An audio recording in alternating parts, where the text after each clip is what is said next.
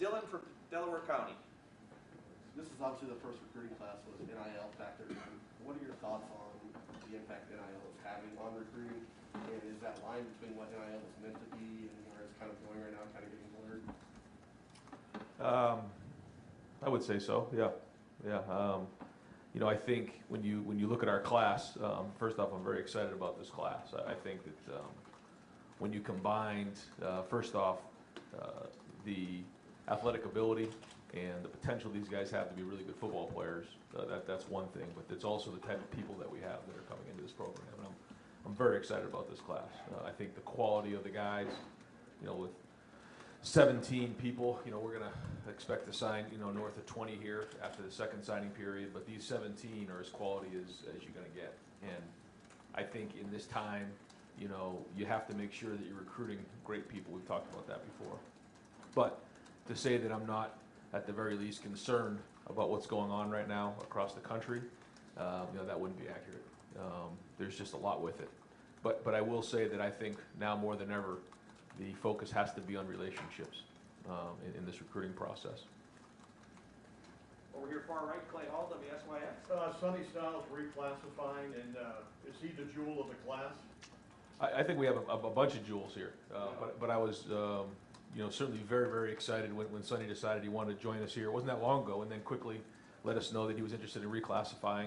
And he has a tremendous pedigree, obviously, what his dad did here, and his mom Laverne is awesome. And these people love Ohio State. They love football. He's a very serious young man that has tremendous potential, and I think he's going to be a really good football player for us. Did you bring it up? Did he bring it up? No, that was him. Yeah. What kind of motivated him, you think? You know, I didn't quite ask him, other than the fact that he told me. I went to his basketball game the other day, and they kind of shared with me, his folks, that he always kind of played up. You know, his older brother played, and he just kind of did that growing up, and maybe that's something that motivated him. But that was something that he and his family brought to us, and you know, we're going to support him in that decision. Right front, Dom Murray, WBNS. Does this class fill needs, Coach? You like this class, but I mean, can some of these guys step in and play right away? I think that's the thing that in this recruiting world that we're living in right now is that you have to recruit guys that you think can come in and play right away, and that you're going to develop, because we're going to really think long and hard and be deliberate about bringing guys in the transfer portal. We have, and we will continue to look at that, but we also take a lot of pride in developing the guys that are here. And so in order to do that, we have to bring in the right guys. I do think, you know, in particular, we're bringing 4 guys in at wideout because there's a major need there. You know, we brought in some different guys across the board in different areas, in the D-line, the offensive line. Certainly getting Devin at quarterback was critical for us. But yeah, there's always needs, and I think we've hit some of these here. And there's a couple more here in the month of January into February that we're going to look to finish up. You mentioned the transfer portal, the NIL, all that stuff, and being deliberate. What can you guys do as coaches, because you're taking their word when they say they're going to come here? I mean, how difficult is that living in this world now? Well, you know, somebody could say on our team could say that they're coming and leave tomorrow too. So I mean, it's just like you said, this is just a start, and it's just a starting point, because shoot, we've already had somebody that was supposed to be in this class come and leave. So it's something that we have to be able to adapt to and adjust to, and you know, try to do the best we can along the way to communicate and build those relationships. But it's certainly very, very new, and it's moving very fast. Fourth row right, Zach Carpenter, left words. Yeah, Ryan, I know you talked about the guys that you love that you brought in, so I know you're very happy with who you got, but was there one position group or 2 position groups where you felt like there needed to be more there, or not that you missed, but that maybe there's more to be had, I guess? No, I don't think so. No, I mean, I think when you look at where we're at right now, I mean, we'll probably end up signing, you know, 20 plus guys here, I think, when it's all said and done. And there's some more that we may even, you know, get in the boat here in the next couple of days. Some other guys that, you know, we have communication with that we feel good about going into February. So, you know, still a lot to be done here in the next month. And then Jim Knowles, he does things different schematically. with his system. How do those changes of bringing him in, how does that change or affect the way you evaluate defensive talent at high school level? Not really much at all in terms of the structure. Jim will have his own, flavor to things and what he sees in talent and those type of things. But schematically, we're looking for the same type of players. Jim certainly didn't have an opportunity to recruit through a whole calendar year with this class right here. But in terms of the 4 down and 2 linebackers and having that kind of outside guy who can play nickel or bringing in a bigger guy against bigger personnel, and then 4 DBs in the game, so kind of a 4-2-5 like we've been working towards. Bringing him in, was that keeping that structure? Was that point of emphasis of why you want to bring him in? Yeah, exactly. Yep. Right next door, Pat Murphy, 24/7. Ryan, speaking of Coach Knowles, what can you tell us about that process and bringing him in, and then kind of the situation with your current staff heading into the Rose Bowl? Obviously, someone will have to change roles at least. What's the conversations with the current staff as well? Yeah, when after we get done with the bowl game, I'll be interested to sit down with you guys and introduce Coach Knowles and do a press conference with him and kind of introduce him the right way. Now's not really the time to get into all that because we want to do a great job in the bowl game, and so he and I have talked about that we're going to visit over the next couple weeks, and then obviously right after the Rose Bowl, and kind of figure out what this is going to look like on the defensive side. But right now, we just, for our guys, the focus needs to be on having a great month of practice here. We only got 2.5 weeks before we play in this game, and playing really well against Utah. You mentioned bringing in Devin, obviously with the quarterback shuffles that have gone on that we've talked to you about. What do you like about him, and what can he bring to this program when he arrives? First off, you guys can watch the film. His athletic ability, ability to run, ability to throw is tremendous. He did a really good job this past year, wherever he's been. The people who worked with him at the Elite 11 have nothing but raving reviews about him. And then when you just talk to him, you just realize what an outgoing personality is. Just has a magnetic way about him. The guys in the class have already grabbed onto him. I was really excited during this process, and he wanted to come to a place where he could compete at a high level, and wasn't really concerned about who else was in the room. Just wanted to go and get after it. So I think when you combine all of those things, we're very, very excited Devin's a part of this thing and part of our future.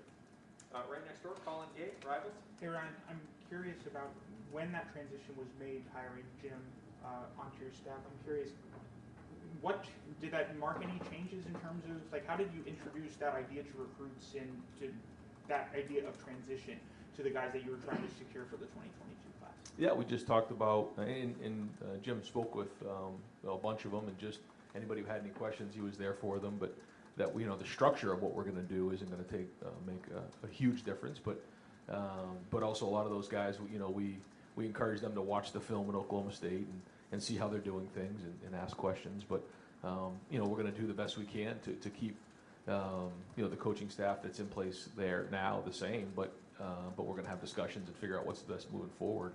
And that's just kind of how we did it through the process. And I think at the end of the day, the recruits understood that they want to come to Ohio State and be part of this culture. And so I think that the conversations were good, and the guys who spoke with Jim were really excited.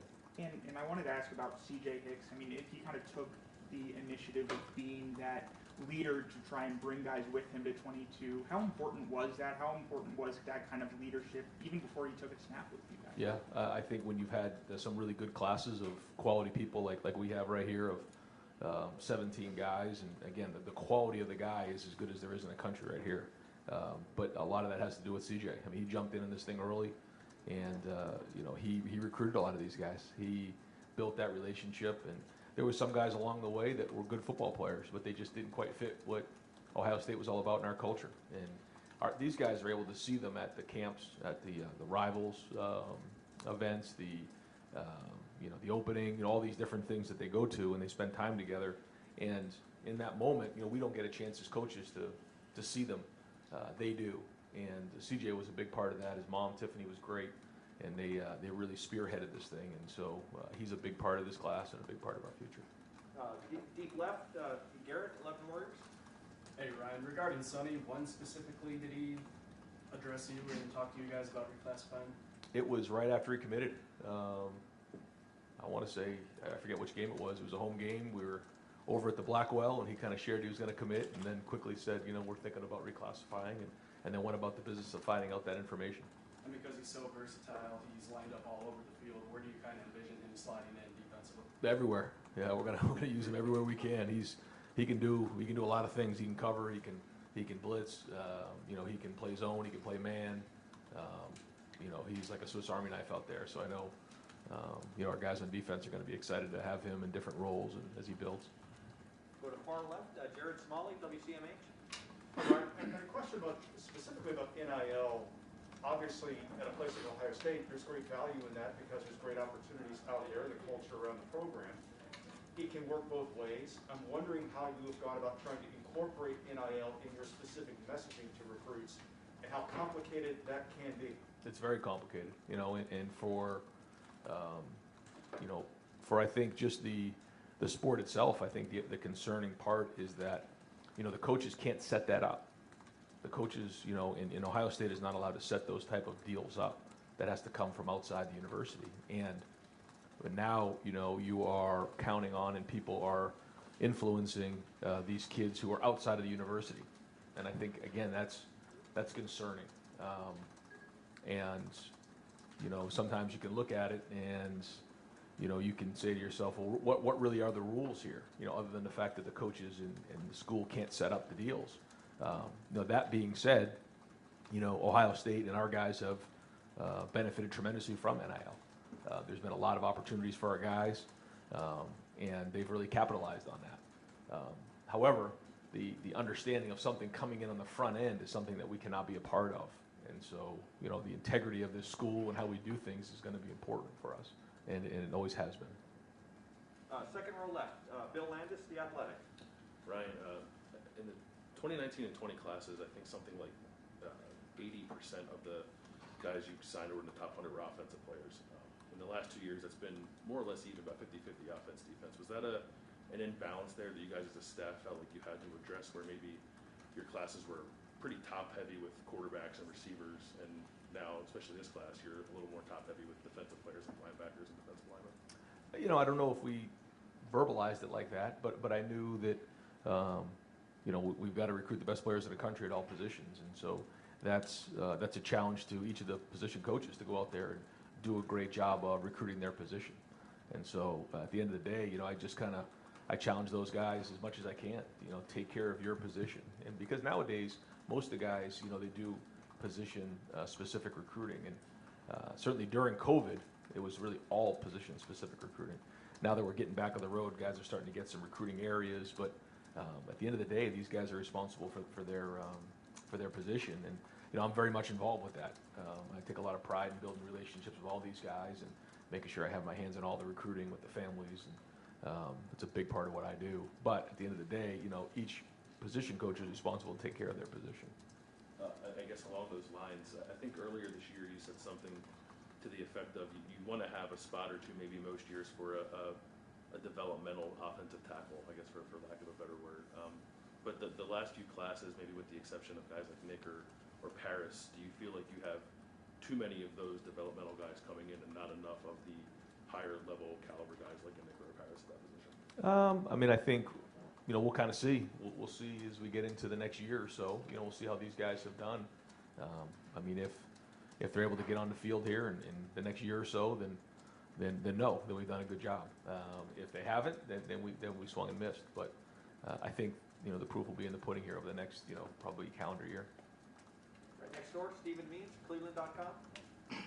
Given whatever uncertainty is, especially on the defensive side of the ball with the coaching staff and the conversations you had to have with recruits and how that's going throughout the year and even the last 2 weeks here, do you feel like whatever uncertainty is out there has maybe impacted maybe some of the decisions guys made, whether today or earlier in the year, just kind of impact, especially in the defensive backs, from a defensive back standpoint? I don't think so. I think when you look at the guys that we've signed here on defense, it's a good class, and I think, like you said, with some of the little bit of that uncertainty mixed in here in these first 2 weeks of December, to see, for this class that we have signed here today, I think it's really impressive. Are the guys asked this flat out, are certain coaches still going to be here? they obviously want to know who's going to be here year in and year out, and the guys that recruit them, they have relationships. Yeah. And then just switching just a little bit, with Devin Brown, just with how the Quinn Ewers situation kind of played out here, when was it clear that you guys needed to add a 2022 quarterback, and can you just kind of give us the timeline of how you guys identified Devin? Well, like we talked about, we want to bring in a quarterback every year for a lot of reasons, but when Quinn decided to reclassify, went about the business of trying to find a quarterback in that class, but we weren't going to force it. We had to find somebody that we thought fit, and we looked at a couple different guys, really only about 2 or 3, and Devin stuck out. He just did. I mean, I was sold kind of when I watched his film, and then got him on the phone, and then he showed me a video of him windmill dunking, and that kind of put me over the top. I said, "Look at this guy. He's got a tremendous personality, very, very competitive, very gifted, very intelligent, but also very athletic." And excited to just see his energy come into this building here pretty soon. Front row right, Joey Kaufman, Columbus Dispatch. Ryan, just to follow up on Steven's questions about some of the uncertainty and players maybe asking about who their position coach will be. Ultimately, it seemed like you guys kept the class pretty much intact. Why do you think that was? I think it's the relationships that are built, and it's the culture. And I think when you look across college football right now, I mean, there's a lot of head coaches that had to move, and so there's just a lot of craziness that's gone on over the last 3 weeks. But one thing's for sure here is that the culture's in place here, and I think the guys understood that. And I'm a big part of the recruiting process. I mean, I'm involved with those guys, and I tell those guys I'm going to do everything I can to make sure that you have what you need to be successful. And part of that is giving you the best position coach you can and the best coordinator you can. And at the end of the day, that's what's important. What was it like for you being on the road this last couple of weeks, having not been able to do that last year? It's been great. It really has been great. I think I really enjoyed going and meeting just the principals, the ADs, going into these young men's home, getting to know their moms and their dads, and just seeing how they grew up, and just learning different things about them. You don't forget the things that you learn when you walk into somebody's house or you walk into their school, and you just hear different stories. I went into a Bennett Christian school, and the principal walked right up to me and told me a story that I'll never forget about Bennett. Those are the things you don't experience when you're on a Zoom call. And I think what a lot of our guys, we had to build the relationships last year over Zoom, and that was a challenge. But it was great to get back on the road and be around these folks. Third row left, Dan Hope, 11 Warriors. Brian, just to follow up on defensive backs, you had a couple cornerbacks over the course of this cycle who were committed here, and now they've ultimately signed elsewhere. Is that a concern, losing those guys? And does it make you have to look, whether elsewhere in the high school class or in the transfer portal with someone to replace them? We want to have 8 corners on the roster, and so I feel really good about our young corners. I thought we hit a home run last year, and so the room that we have, we'll kind of find out who's going to move on and who's going to stay in terms of the NFL here. But the goal is to have 8, and so if we need to sign one more here into February, we will. If not, we'll have to maybe look at the transfer portal and see. But we have to make sure we have 8 in that room. And in terms of a Rose Bowl, have you gotten any indication, anybody considering opting out at this point? Are you still expecting to have a full roster? Yeah, so there's still some guys kind of figure that out, and when I have more information on those guys, I'll let you know. I'm going to go deep right, Spencer Holbrook, 11 Warriors, or Letterman Row. Sorry about that. Ryan, you just said Bennett Christian to me, but I wanted to ask about him. He seems like one of the more underrated guys in this class, kind of forgotten that he committed so early. What do you like from him, and how do you evaluate a tight end that doesn't really get featured in your room, but also does a lot for your offense? Well, he's well-rounded in a lot of areas as a person, but as a football player, he's strong. I mean, he can do a really good job at the line of scrimmage, blocking the 7 technique, but he also can run routes and get down the field. He's got good versatility that way, and I think some tight ends are developmental just physically. I don't know if he's developmental physically. I mean, he's got to change his body a little bit, but for the most part, I mean, this is a good, big-looking tight end, where a lot of guys come in a little undersized, like 215, 220, and you got to really grow him into the position. He's already kind of there. He's going to have to, put on some more weight as it goes, but now it's just going to be about learning our offense and learning the techniques with Coach Wilson, and then we'll get him into this thing. But it'll be quick. I think he's going to assimilate quick. He's very intelligent, and he's been a very solid part of our class, like you said, for a while. And then looking on the other side of the ball, you signed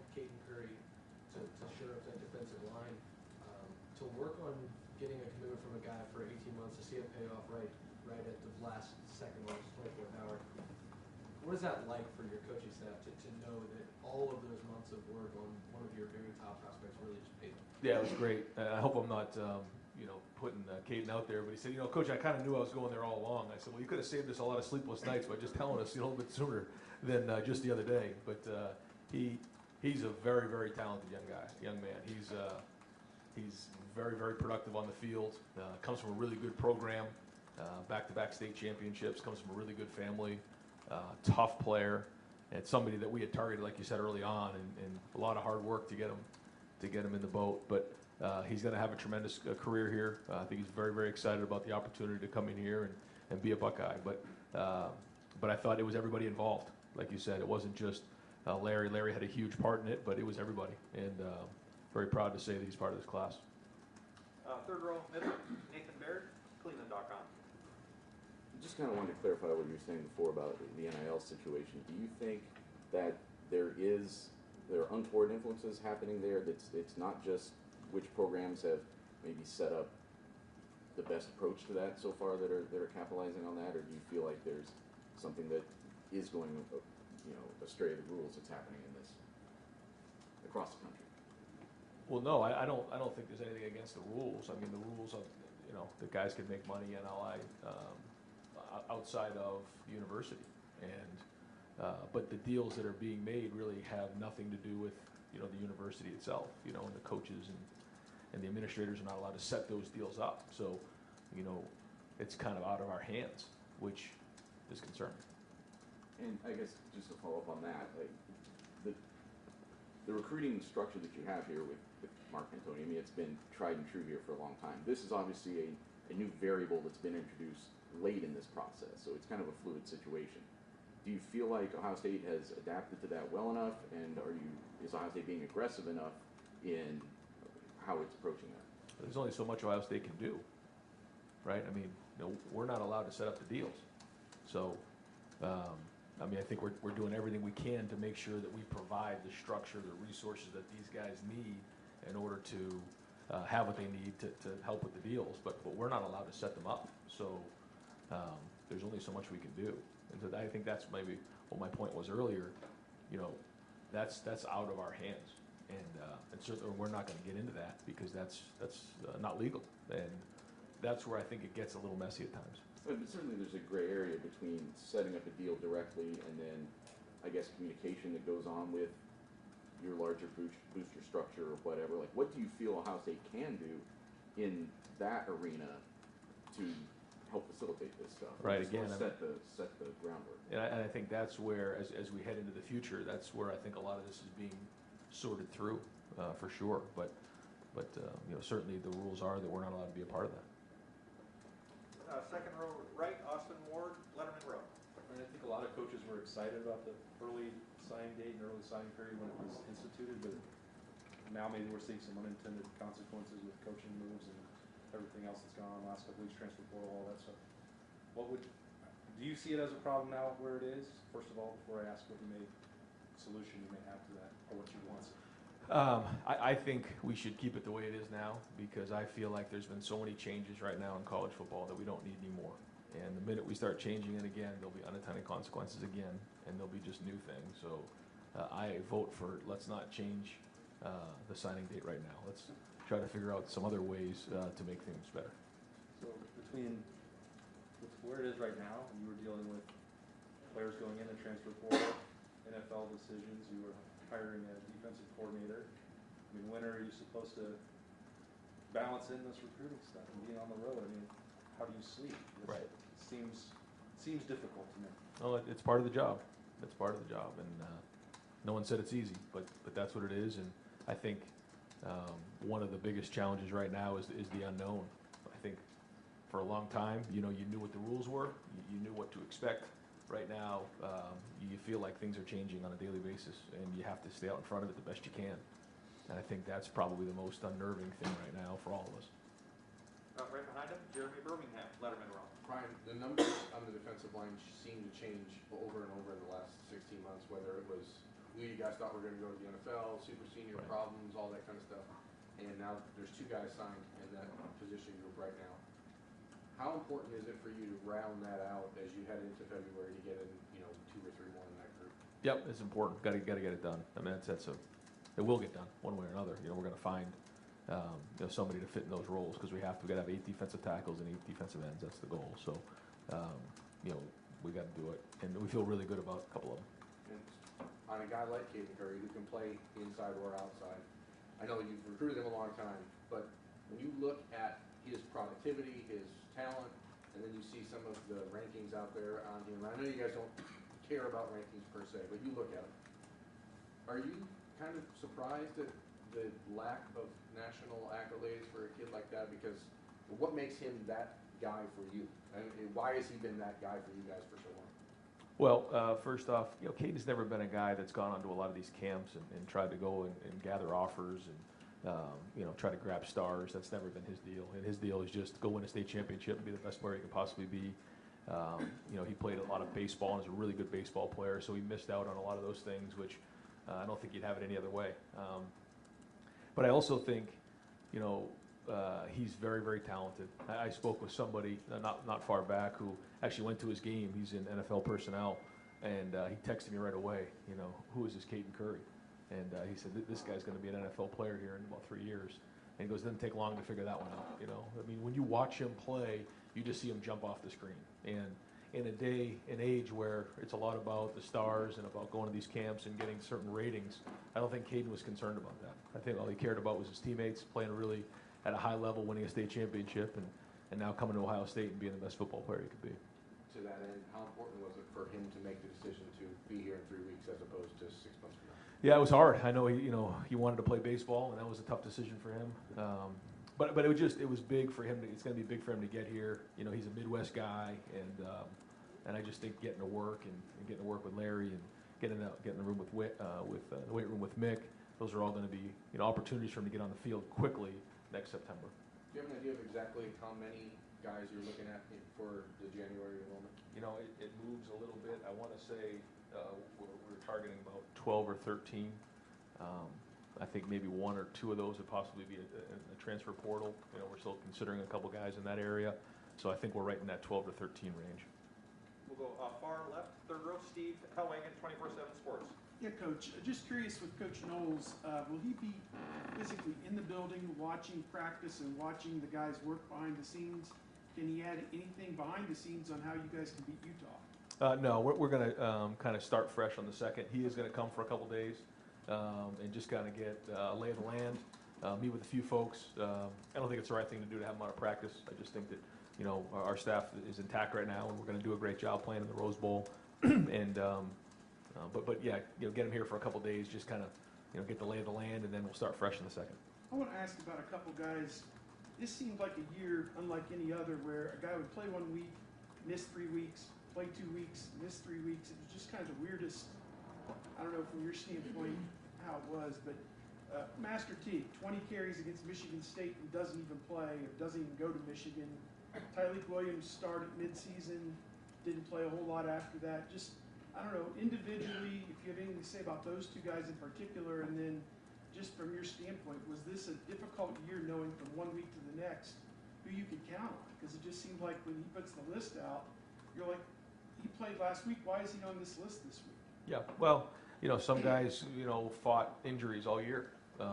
We did lose some guys for the season, but some other guys just fought injuries throughout the season, and it's very hard to play on Saturdays if you're not practicing during the week. And certainly some guys did a really good job of taking care of their bodies. Some guys, unfortunately, had some things that happened to them, and that's part of the game. You try to work through it. Other guys, we played some young guys early on, and then certainly found our way as the season went on, and a lot of that had to do with the depth chart and how that kind of trickled throughout the season. But I think it's a combination of those 2 things. Is Master, do you feel like he'll be able to play at the Rose Bowl? I do, yep. We've got time for just a couple more folks I didn't realize, but the defense is going to be in here at 1:45. So second row right, Tim May, Columbus Dispatch, or Letterman row. Jack of all trades. I don't think he'll be here today. Really? Okay. Just actually check on that. I think that'll be a couple days. Maybe Okay. tomorrow. Okay, we're good. Yeah, I think it's tomorrow. Am I still a go? You're go. Yeah. Was anything said during the Heisman Trophy ceremony show that bothered you as you left there, that you thought was untoward, et cetera? You know, I was happy that CJ was able to, you'll get that experience because, you know, you just never know. I mean, hopefully he has an opportunity to get back there next year, but you just never know. And, you know, what a great opportunity for him and his family to spend a weekend in New York City, and certainly have a lot of respect for the tradition of that ceremony and all the great people that have come before and the professionalism of that event. And so, you know, it was an honor to go back there this year. So there was no comment on the other part that I mean. Yeah, I mean, like I said, I have so much respect for that award. I ask you this almost every year, but I'm going to ask it another way. When you're signing a quarterback, is there a moment that you just, you know, during that process where you just feel like, yeah, this is the guy, almost like a gut feel? And with Devin Brown, when did that moment come? Like you talk about watching him, you know, hearing him talk and stuff. And like when I was talking to him the other day, you know, he didn't care about who's in the quarterback room. He just wants a seat in that room. Just what was that gut moment though with him? Because it is so critical. Yeah, I think like you said, you kind of have that with each of the guys, and I can kind of remember with CJ. I can remember with Kyle when he was out here throwing for us one time, and I think it was Devin when I got a chance to meet him. Certainly the film speaks for itself, and all the people that have worked for him, but. When you sit in a room with him and you look him in the eye and you listen to him talk and you just hear him talk about football and talk about competing and those type of things, that was my moment. And two other quickies. With Caden, for example, when you guys are looking for a guy to play up front on the defense, are you looking a little bit for a nasty streak in a guy too? I mean, what just has to jump off at you just besides him making plays? Yeah, I think it's a lot of things, but Caden definitely has that. And that toughness and that edge to him is something that's a must, and he has it. And I'm excited that he's going to be getting here and kind of getting to work on that stuff. But he also has tremendous twitch, and like you said, makes a lot of plays and runs to the ball. I think his motor is what's the most special about Caden Curry. He runs sideline to sideline. You watch his highlight film, you just see how hard he plays every play, and that's something for us that we recognized early. And in that same vein, Jim Knowles. What is it about, I mean, I know you don't want to talk a lot about him right now, but what is it about his defenses in particular? Is it their creativity? I mean, just explain what just really attracted you to him. Well, it was all of the above. I mean, I think when you're coming in to be the defensive coordinator at Ohio State, again, we'll talk about this more, but, you have to check all the boxes. It's not just one, but I think, his past and what he's done, when you watch the guys who have played for him, what they've done schematically, how they speak of him, former coaches that have worked with him, that he's worked for. You add up all of those things and you look at the production, it all speaks for itself. And again, we'll get into more of that as we get to that press conference. Thanks, man. Yep. Right behind him, Doug Lamarice, Cleveland.com. Sometimes on this day we talk a lot about the 85 and roster management, and with the extra COVID year and transfer portal, what is roster management and number management like these days? Boy, what a question that is. I mean, to say it's a moving target would be like, yeah, no kidding. It's unlike anything that's happened before, I think, in college sports, where someone could come into your program and just walk in the next day and say, Coach, I'm going somewhere else. So how do you forecast that? You don't. You just try to come up with contingency plans in place and continue to recruit and do the best you can to have those plans in place for if something were to happen. I just think about, high school sports, and if somebody were to transfer, they have to sit out for a year or so. You think about the NFL, someone signs a contract, they're not allowed to just change teams whenever they want to, but they can in college football right now. And that obviously has a lot of ramifications. And so as we move into the future, we have to do a great job of coming up with those plans for when this happens, what are we going to do? And that's part of the process of getting to that 85.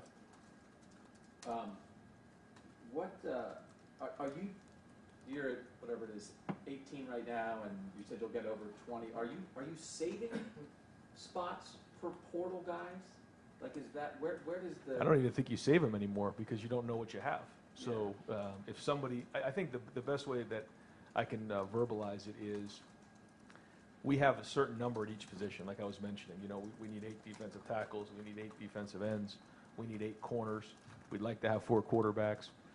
And so at each of those positions, by the time we get to preseason camp, well, those numbers have to be right. We have to be whole. So what we do is we try to identify, who those people are. And I think for us here at Ohio State, it's critically important to know that we're going to look to bring in guys in high school and develop them at a high level, show them loyalty when they put work into the program, and then develop them to get on the field. I think it's dangerous to live in the portal world. I don't think it's sustainable for the chemistry and culture of your team to be doing that. So if we do bring in somebody, it has to be deliberate. We have to think it all the way through. And it has to be the right fit at the right time. And I think when we've brought guys in, it's been the right way. I think when Justin came in, when Trey Sermon came in, when Jonah Jackson came in, when Noah Ruggles came in, I mean, those were home runs for us. And we're going to continue to really think that all the way through before we just flippantly add guys into the roster.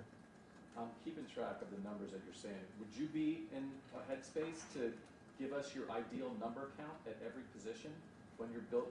So 8 defensive ends, 8 defensive tackles, 8 corners. With this defense you're running now, how many linebackers ideally do you need? I think that's something that actually, it's funny you say that, over the next week I was going to sit down with Jim and figure out what he worked, when he was at Oklahoma State. In the past, we had been at 4 bullets, 7 safeties, and I believe 8 linebackers, 7 or 8 linebackers. And that changed when we kind of made the 4-2-5 change. Mm-hmm. And so I'll sit down with him and figure out if he wants to maybe, move a couple of those numbers here or there. 4 quarterbacks. How many running backs? We're usually in 5. I think we're 11 at wide receiver, 5 at tight end, and I think we're at 16 in the O-line. But in the off season every year we'll go through and see if we need to change that based on our personnel and what we're trying to do schematically year in and year out. And I'll ask one more question. It's not related to that. Your name was in a headline about the NFL this past week. Does that come up in recruiting at all with you? And I know it might be a strange thing to talk about, but we know you're an offensive play caller. We know you've been in the NFL. Sometimes with all this crazy college stuff, sometimes like, man, college is so crazy right now, maybe a guy just would want to go to the NFL. We don't have to deal with all this stuff. Is there anything you want to address when your name is in a headline with NFL rumors? Yeah, I mean, I'd just tell you what I told the recruits, if any of it ever came up, is there's nothing to that. There's no truth to it. And the second thing is I love Ohio State, and I love being the head coach at Ohio State. Fifth row middle, Andrew Lynn, Buckeyes Now on Sports Illustrated.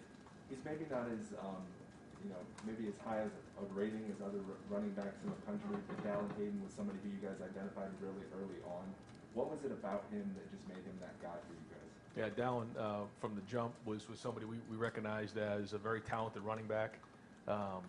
Really proud of how he played this year.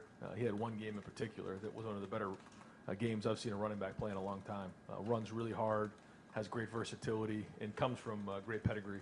His family are great people, understand football. They're football people, and so that's a guy that we want to invest in our future in the running back position. So he comes in with a tremendous work ethic. Again, really great background, understands football, understands this environment. So we think he's going to hit the ground running. He's going to have a really bright future here. And then obviously you guys signed 4 different wide receivers in this cycle. They're obviously all on different paths. I know Gray's came from being an unheralded prospect to now maybe one of the more noteworthy ones, while Caleb was a 5-star at one point. How do you kind of convince all of them to come in at the same time? Yeah, I think they're all different. Both Caleb's and Keon and Kojo have different skill sets. But I also think they see our numbers at the wide receiver position. They also see that we had 3 guys catch a bunch of balls last year, and they like this offense. They want to be a part of this offense. They've shared with me that they want to come compete and be the best. Because we say if you can make it here, you can make it anywhere. And I think that's part of this recruiting process nowadays. In a world where you can just leave whenever you want, you have to make sure that they want to be here. Over the days of talking, and I kind of knew this, I can kind of see it coming a year or 2 ago. You don't just talk somebody into coming to your school anymore. You tell them all the reasons why, but they have to want to be here. And then when those bad days come, those tough days come, and someone back home or someone's telling them, you need to go transfer to this school, they said, no, I got this. I chose this school for a reason. I chose this school. So no one talked me into coming here, because when that happens, they just knock on the door and say, Coach, I'm going to enter the portal. And then what do? All the time that you had, all the investment that you made in that person, you think about all the time and energy and resources that we spend on recruiting and on one individual family, for them to walk out the door, man, that's a bad day no matter how it works. And so it's going on across the country. It's part of the world we live in, so we're going to have to adapt. But I think that's the thing with those 4 receivers. They want to be here. They're highly competitive, and they like what we're doing. And specifically Kojo, I know, when he was going through the recruiting process, his family, placed a lot of emphasis on academics and those kind of things.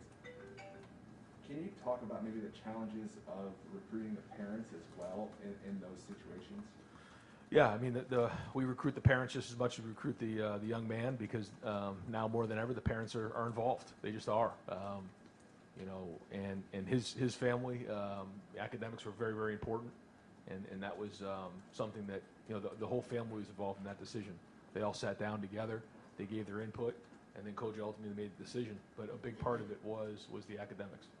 And we're going to wrap it up over here with Clay Hall once again, WSYS. One of our affiliates wanted to comment on Avery Henry. Can you, what do you think of him, how it went, how you got him? Yep. So St. Clairsville, Ohio, kind of a late bloomer, lost a ton of weight going into his senior year, and just really did a great job. Our coaches went out there and watched him.